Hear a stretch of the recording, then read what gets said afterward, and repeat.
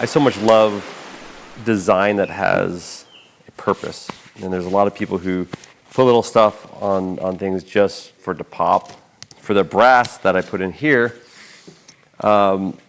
this was stuck with, all the strings coming up, just like this one that we have here. Something that isn't too amazing to look at. Utilizing the brass to pop that in, that you can, if you need to pop it off, if you need to ever repair the string, you can do so. And then it also comes to our next detail on these nets. So the top string that can be tightened down here by the set screw here. So it tightens it up.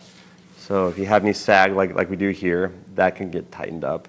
And the reason for this top string is for that let. So if you're an avid ping pong enthusiast, which I'm not, but I've learned a lot, that you want when you're playing for that ball to hit that top and not bounce back.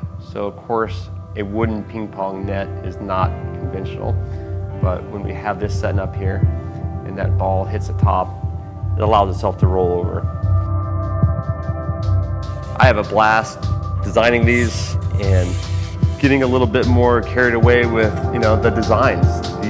All the radiuses, little details. The little details are always a blast to build.